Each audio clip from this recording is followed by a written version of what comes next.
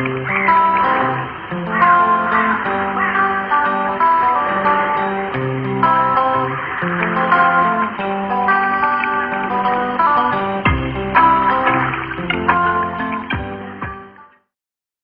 click on the thumbs up button and the subscribe button if you enjoyed my vlog. Bye for now.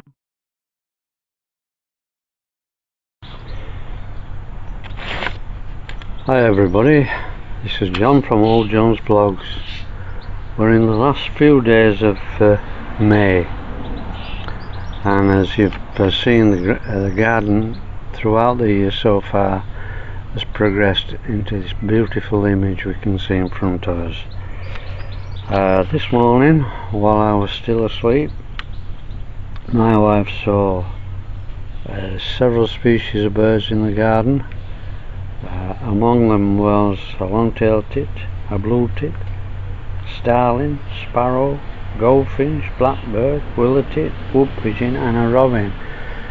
But the strangest thing is that blue tits are going back to the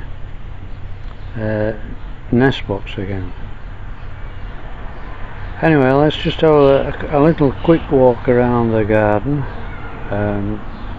I've mentioned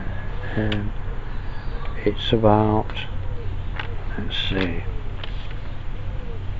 it's about 9 AM or 8:30 AM, and the sun is on the garden from the east, and it gives a whole new complex to the light. But in the evening, it looks even better from the dapple light encroaches into the garden. But the big change from last month's video is the leaves on the trees. The trees are absolutely covered. First it had the blossom, then it had the leaves, and then it will have the cherries. It's ornamental cherry, and that's happened every year while we've been here for the last 16 years. It's never failed. Absolutely wonderful. Well, we have a plant in the garden this time that's never flowered before, so let's have a walk and have a look. First of all, let's just go down the border.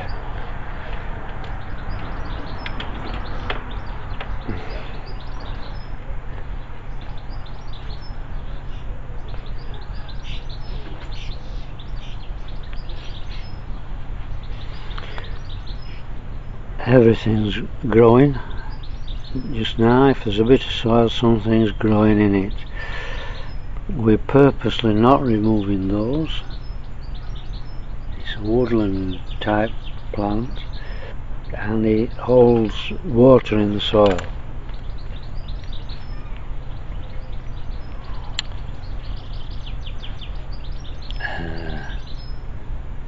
These Japanese anemones will be a while yet before they come into bud and flower, but when they do, they'll stay with us until about October, when the first frosts come.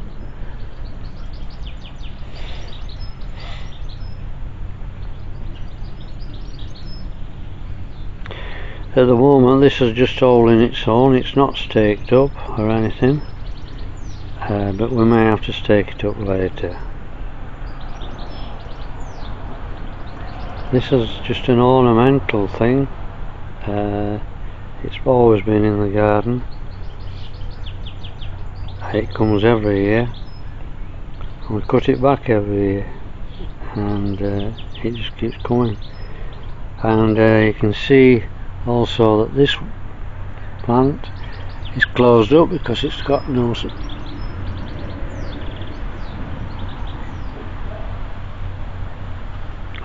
sunlight to it.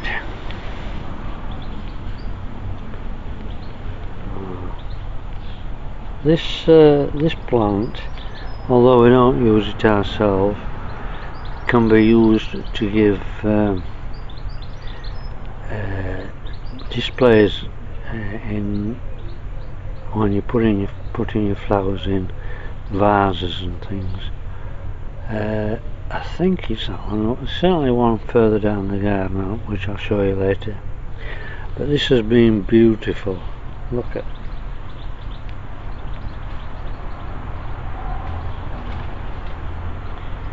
It's been absolutely beautiful, that, in colour. And then of course we've got the plant I mentioned earlier that we've not staked up, a different colour. And this has been a wonderful, wonderful colour. And just look at that coloration again as it's grown. Japanese anemone again. And the last time I came down the garden, there's just a tiny little bit of flower on this one. Don't know what it is actually, my son knows. I'll get him involved next month. At the moment he's too busy working and marking and what have you. Welsh poppies are doing really well. You can see that the bluebells are dying away now.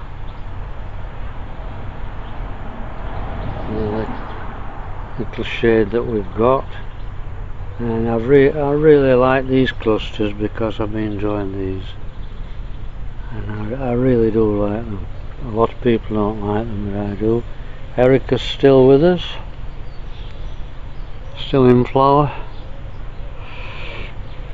But look at this. This is a new, not a new plant, but a new flower in plant. It's the first time it's flowered for us. It's called a rock rose.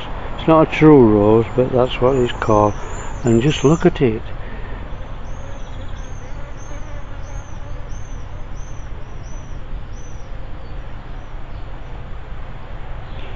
It's absolutely covered in buds that's going to come out. Let's have a look.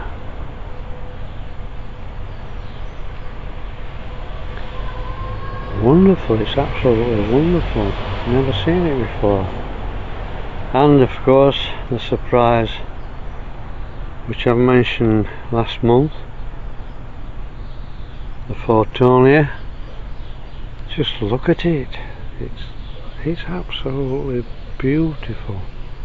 That's the first time it's flowered this year. And this is the nest box I mentioned earlier. That's blue tits are coming and going in. Let's not disturb them. And this is the stuff I mentioned here that is used when putting flowers on display.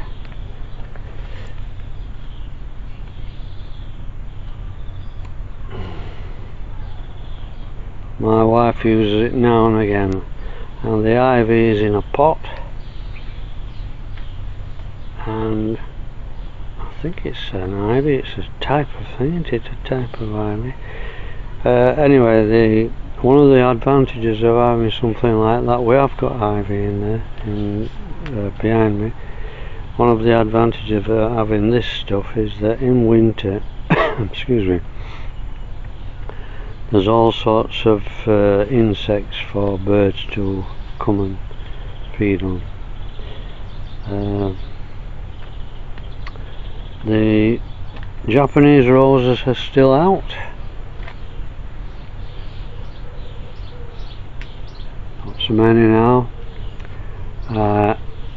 One of the things I'll have to do is talk about the compost at some point. I'm not going to do it today, but we do put compost in the first bin there, and then move it into the second bin, particularly if it's leaves, because leaves take a couple of years to rot down. And I may put some in that bin over there if these two bins get too full, and store it to make wonderful compost. This is just for council green bin waste, and we always seem to have a lot. And every time I take it out, I have to clean it now, because as you can see, the birds do whatever they've got to do on it, and they come and they're in the tree above us.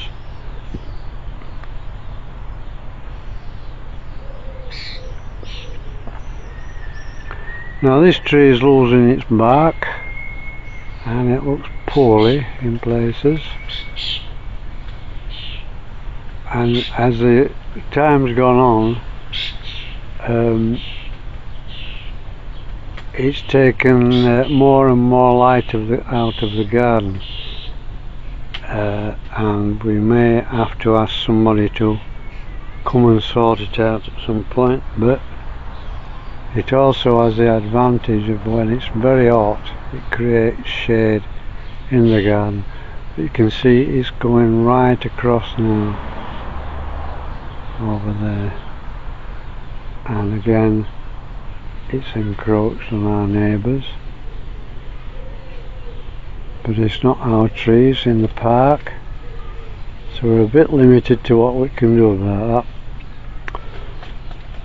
Just ask the park workers if they'll come and trim it back a bit. We don't want it cutting down. That's the thing. We don't want to ask them to come and sort it out and they finish up cutting it down. We don't want that, because we want the birds to be able to use it.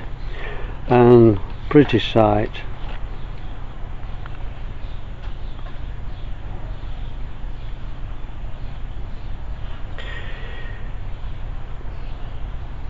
I just love the way the light's falling on those poppies. It's very nice. And you can see the ferns. These ferns coil up at the ends. There's one at the far end there, I don't know if you can see it, but they uncoil and they turn into these lovely looking ferns. Can't grow much in this corner because there's not much light, so ferns are the best option. And I think this is mint as well, but it all helps to keep the ground cover, and we don't have to do much weeding then. In fact, we do very little weeding. We do more looking than gardening at this time of year. We just cut the grass and leave it at that. Anyway, I think that's going to be about it for this one.